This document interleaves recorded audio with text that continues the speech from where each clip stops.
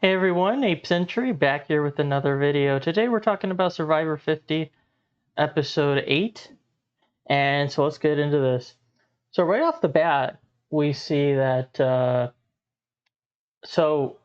Coach is being advised on what to do in terms of the game. Because in the previous episode, he was kind of getting on everyone's nerves, right? So in this one, Chrissy says to him to kind of lay low. He's in the hammock and he's singing to himself, not really around everyone else this time, and doing some of the haikus, but he's not going to be controlling the vote and just trying to lay back. Um, he does have a conversation with Tiffany because there's a little bit of a fallout with Tiffany on some of the stuff from the D vote. So he goes up to her and he says, well, they sit down, and then he says to her, hey, I didn't write your name down last night. I don't know who pushed it. She counters with, well, who pushed my name then? And he didn't have an answer for her, and that was kind of surprising because, and it's not the first time this has happened this season. There was another time with D where he made a mistake, he said, and so it seems like he just doesn't think things through or doesn't have a counter argument for when there's pushback, and so it's just not the greatest. So anyway, after that, Tiffany basically said she was done with him, not to him, but to the camera, and she didn't trust him, which is right because he was pushing her. And also who came up to Tiffany was Ozzy, and Ozzy said, hey, I wrote your name, but I think we could work together in the future. Basically, it was Coach that was trying to tell everyone what to do. And that one, she liked it, and then everyone thought it was a good move because it takes guts for Ozzy to say that, and then for Tiffany to also, she says she appreciated the honesty. So there was that. After that, we see that they get this thing in Tree Mail that basically they have to divide into pairs. Well, there's 13 people at this point, so someone's going to not have a partner, and they think it'll be a journey. So they just take everyone's shot in the dark who wants to go, put it in a bag, and then draw that a random whoever is drawn gets to go to the journey. So I think there was like 4 people that said they wanted to, and Sari was the one who did end up getting drawn, so she got to go to Exile Island, and everyone else got to have a pair, right? So Jonathan was with Christian, Emily, Rizzo, Chrissy and Coach, Rick and Aubrey, Joe and Tiffany, and then Ozzy and Stephanie.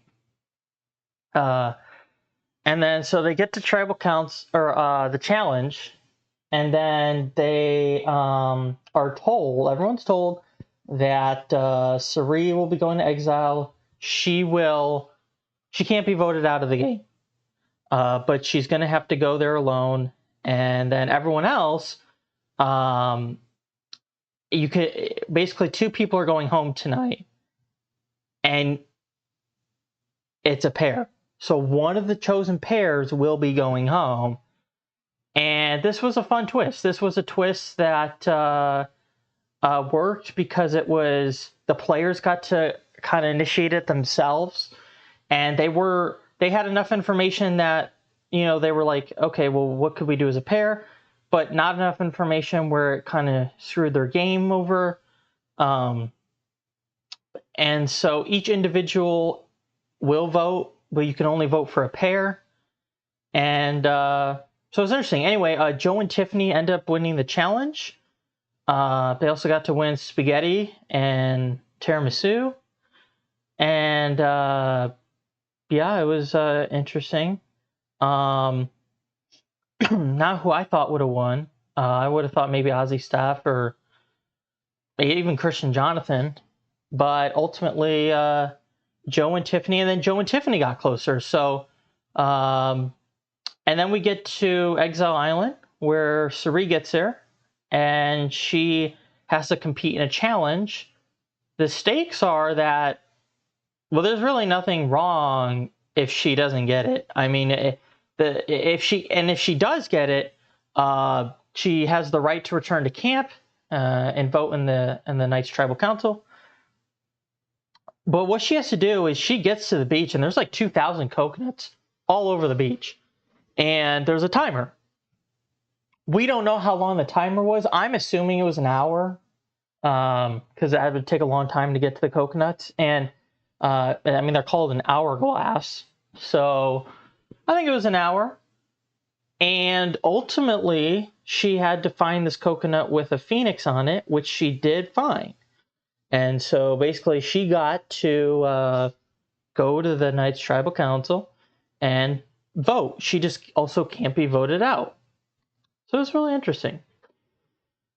Also, during this time, in her challenge, Cirie has like a montage of things happen that highlight her career, and I really liked that. I really liked seeing it. I thought that it was, good history, and I've came around on Cirie, and I think she's doing well. I think she's the influence she has. She's able to control a vote, but not to her discredit. It's really people listen to her, and it's not like harsh. So I think the amount of control and influence she has is really good. Okay, so after that, we see that basically how we have a preview of how the votes are going to go. And Ozzy and Rizzo, they want to, they were actually trying to push for Rick and Aubrey. Same as Coach. Chrissy actually wanted to take out Rizzo and Emily to flush Rizzo's idol. And Joe was also kind of going to go vote out Rick and Aubrey. But once Cirie came back to camp and said, when else are we going to be able to take out both Coach and Chrissy? It was a done deal. And it doesn't matter what else happened after that. That was it. So finally we get to Tribal Council, and Rick does a move. He finally has his fake idol right there at the fire. He grabs it in front of everybody, and he basically says, yeah, I had a note to the clue, and I just didn't have a chance to grab it. Now he finally gets it. People buy it. And, well, most of them. There's a couple people like Stephanie and that they wanted proof of it, but ultimately they didn't want to risk their vote in case it was real, and so they didn't vote that way. Ultimately, I don't think it mattered. I mean, he may have swayed a couple of votes. Actually, the only one who ended up voting for Rick and Aubrey was Jonathan. It was a 10-1-1 vote. So, I mean, 10 people voted Coach and Chrissy, and that was the end of their game. So, and then Jeff says that, Chrissy, you're up first, and then Coach is second. In the end, I'm glad that they're both gone. I mean, Coach is definitely a character, but in the end, he was kind of getting on my nerves and doing too much. He even said like he was he was reverting back to the Dragon Slayer, and not so much as the Tidewalker. He renounced that title, gave it to Jonathan, and so. And then Chrissy, I think that I was liking her at first, but in the end, she kind of was doing the same things that people were telling her not to do, and so it just in the end we're down to 11, and I believe there's 5 episodes left, and so we'll have to see who's in trouble. I think Jonathan could be in trouble next. Who do I think was the player of the episode? I think it's one of two. And I think it's Cirie or Tiffany, because the amount of connections that Tiffany made in this episode, and then survived with winning the challenge, and was at the bottom coming in, not really at the bottom coming out. And then Cirie, who, got her advantage of, I think the advantage was just to go back to camp and vote, and or with the tribal council. And I think winning the challenge and then the influence she had. So really, I think one of those two. But yeah, that's episode 8, and we'll see you back for episode 9 next.